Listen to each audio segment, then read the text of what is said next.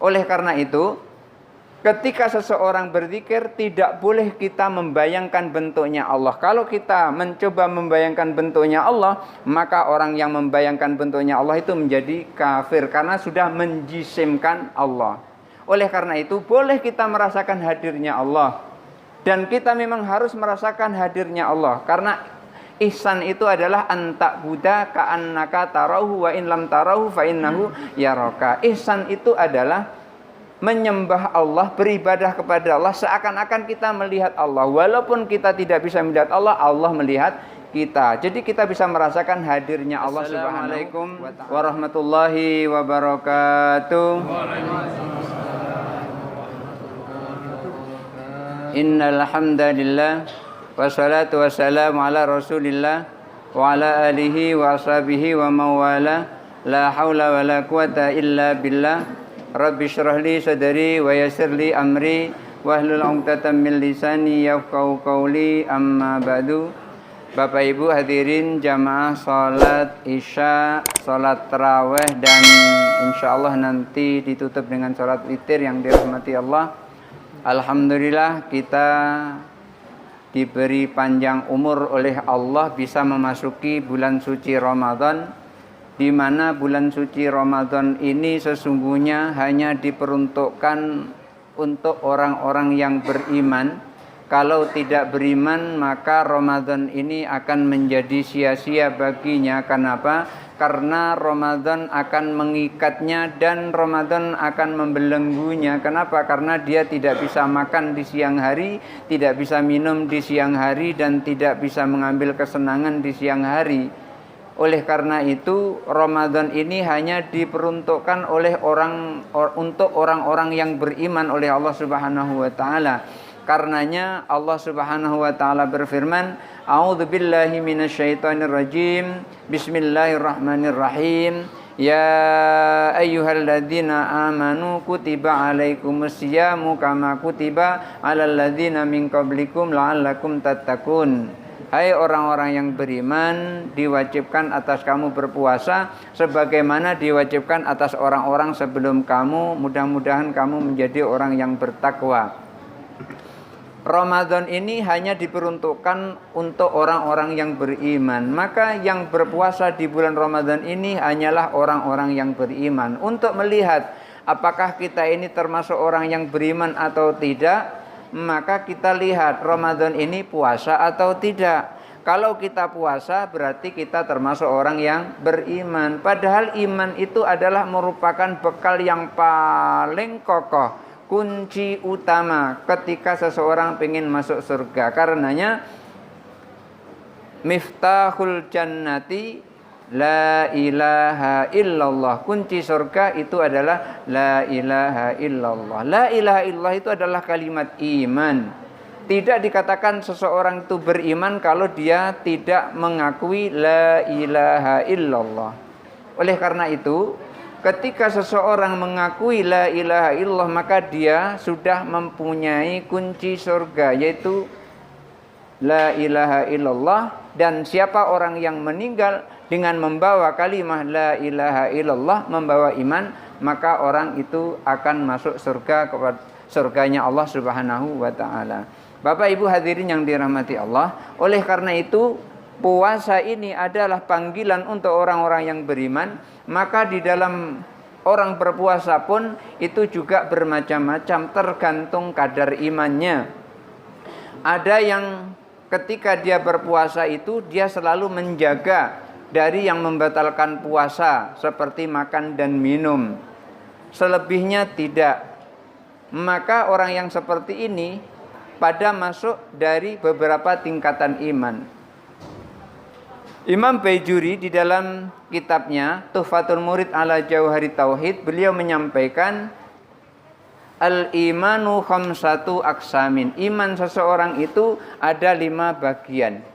Ada 5 tingkatan iman seseorang itu. Mana di antara 5 ini kita masuk? Sekurang-kurangnya masuk yang pertama. Syukur-syukur bisa masuk yang kedua. Ya syukur-syukur yang ketiga. Yang keempat itu sudah agak sulit sekali. Yang pertama apa? Disebutkan beliau menyampaikan al-awwalu, yang pertama, imanun taklidun, iman taklid. Iman taklid itu iman hanya ngikut-ngikut saja. Ngikut itu maksudnya gini, at-taklidu an qauli syaikhihi, mengikut apa yang diucapkan oleh gurunya. Ketika gurunya menyampaikan ini, dia hanya ngikuti saja tanpa tahu dalil. Maka ketika seseorang berguru dengan guru yang salah, maka nanti taklidnya juga akan menjadi taklid yang salah. Contohnya, ketika ada orang yang ingin berzikir kepada Allah lantaran ingin menyampaikan imannya, ingin membuktikan imannya, dia berzikir kepada Allah, lalu gurunya menyampaikan, kalau berzikir jangan mengucapkan Allah, karena Allah itu bukan zikir. Kalau mau zikir itu ya subhanallah, astagfirullah, la haula wala quwata illa billah. Gurunya mengatakan begitu. Gurunya mengatakan, kalau ada orang mengatakan Allah itu bukan zikir, enggak ada pahalanya. Ketika ada orang yang mengatakan seperti itu, lalu ada orang awam mengikuti, itu namanya iman taklid, enggak tahu dasarnya. Padahal surah Al-Muzammil ayat 8 itu Allah berfirman, A'udzubillahi minasyaitonirrajim, Bismillahirrahmanirrahim, wa dzkurisma rabbika wa tabattal ilaihi tabtila. Wa dzkurisma rabbika, dan berzikirlah dan sebutlah nama Tuhanmu. Pertanyaannya, siapa nama Tuhanmu? Allah. Kita suruh nyebut Allah malahan di Al-Qur'an. Dia mengatakan Allah itu bukan zikir. Kenapa? Karena ada orang, sebagian orang yang berzikir Allah, Allah, Allah, Allah, Allah, Allah, dan berujung dengan hu. Gitu kan? Nah, hu itu sesungguhnya adalah huwa. Huwa itu maksudnya adalah Allah. Maka orang yang apabila sudah dekat kepada kita, itu kita nggak nyebut namanya. Kita cukup menyebut sedikit saja dari penggantinya. Contohnya, nak sini.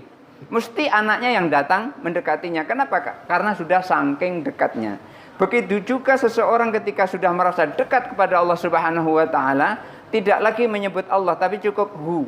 Maka ketika ada orang melihat berzikir Allah, Allah seperti ini, lalu dia katakan, tidak ada pahalanya orang yang berzikir Allah. Kalau mau berzikir harus disandingkan dua kata, subhanallah, astagfirullah, katanya begitu. Padahal di dalam surah Al-Muzammil ayat 8 Allah berfirman, wadhkurisma rabbika, dan sebutlah nama Tuhanmu. Pertanyaannya, siapa nama Tuhanmu? Allah. Artinya kita disuruh menyebut Allah. Wa tabattal ilaihi tabtila, dan kita disuruh beribadah dengan segenap hati. Ketika kita menyebut Allah, Allah tadi segenap hati, maka bagus sekali ketika kita membiasakan diri. Seumpamanya mau tidur tuh bolak kanan bolak kiri, nggak bisa tidur, berzikirlah sebelum tidur itu. Umpamanya pada saat narik napas, ketika buang napas, Allah. Jadi Allah, Allah. Nanti insya Allah lama-kelamaan Allah bikin kita tidur. Karena kita tidak bisa menidurkan diri kita sendiri. Yang bisa menidurkan adalah Allah. Kita nggak bisa tidur. Walaupun tidur itu ringan. Kalau Bapak pengen coba, sekarang boleh coba. Saya mau tidur, tek langsung tidur. Yakin tidak bisa. Kalau Allah tidak jadikan kita tidur. Hanya perbuatan tidur kita tidak bisa melakukan apa-apa. Kecuali Allah menghendaki tidur. Pertama, iman taklid. Ketika orang itu imannya masih taklid, maka dia sangat takut. Wah, aku nyebut Allah bukan zikir. Akhirnya dia tidak mau sama sekali nyebut Allah. Maka orang yang seperti itu imannya masih iman taklid. Kemudian yang kedua, imanul ilmi, iman ilmu. Iman ilmu itu apa? Orang yang tadinya imannya taklid, kemudian dia ikut belajar. Umpamanya di hari Ahad subuh kumpul di Masjid Nurul Hasanah ini, sama-sama belajar dengan guru-guru kita, dengan Ustadz Yusuf, dengan Ustadz Abdul Latif. Akhirnya yang tadinya kita taklid pindah menjadi imanul ilmi, iman yang berdasarkan dengan ilmu. Apa imanul ilmi itu? Imanun yansha'u minal adillati, iman yang tumbuh berdasarkan dengan dalil-dalil.